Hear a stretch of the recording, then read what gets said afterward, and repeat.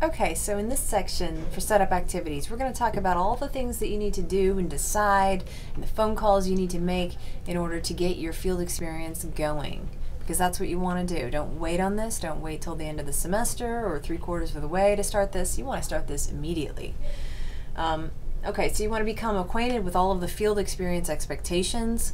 That means take an hour to read this whole page and all the documents in it. You don't have to read in depth, but read the directions in some depth, and then look at some of the documents. You don't have to totally read those in depth, but just kind of skim read them to look at them so that you kind of have an understanding. Now, part of the reason there's so many instructions is just my attempt to be clear, to try to answer any and every question that could possibly occur to people, because you guys are creative and sometimes you come up with things that, you know, I need to think through. So I'm just trying to think everything through for you. But this assignment is so important that we don't want there to be any confusion or for you to think it's small enough for you to kind of wing it and put it off to the end. It is not. This assignment is very important.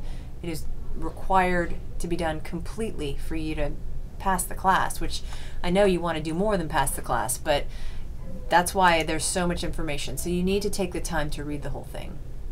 Okay, so read everything, jot down questions that you might have, and then I believe that a lot of those questions will begin to come clear as you become more familiar with the assignment.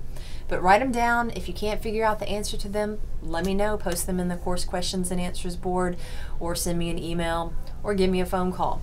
All right, so the next thing you need to do after you've read all the instructions is decide where do you intend to conduct your field experience. Think about where what you're training to become. Most of you are going to try to become teachers or school-based speech-language pathologists. Some of you are not going to be school-based. You're going to want to be speech-language pathologists in other settings. But think about where you're headed.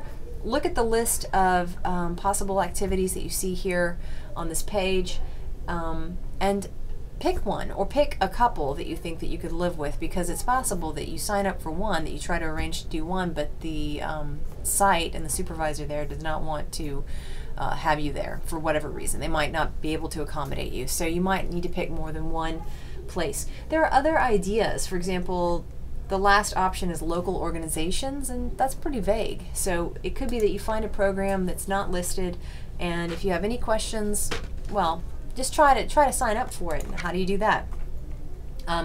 Well, you go into the discussion board, field experience, selection, and approval, and you tell me where you're going to go, where you're tentatively thinking you're going to go, and then I'm going to respond to you in the first module to first module and a half, and let you know if I think that that will work for you.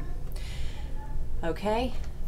Next, what you want to do is open up my letter of explanation that I've typed up on some, it's pretty professional looking. I got some UWG, the UWG icon on there even, and that's something that you can print up or you can email when you try to actually secure your field experience site.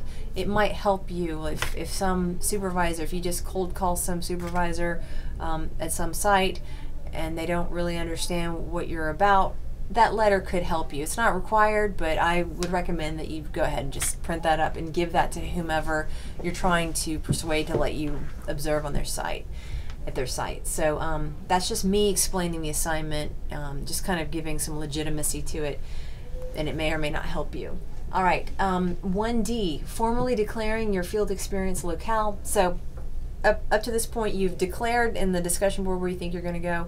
Hopefully you've begun to try to figure out your field experience and you're starting to make phone calls or visit people.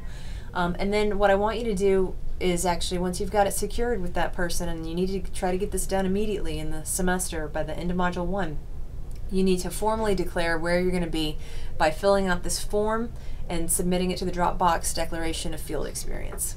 That way we know that everybody's set and they are ready to move to the next section. So that's what you need to do to get set up. You need to be totally familiar with the assignment, and you need to basically have it figured out where you're going to be, and begin tentatively planning out a schedule with that supervisor of when you're going to be doing your observations. All right, thanks.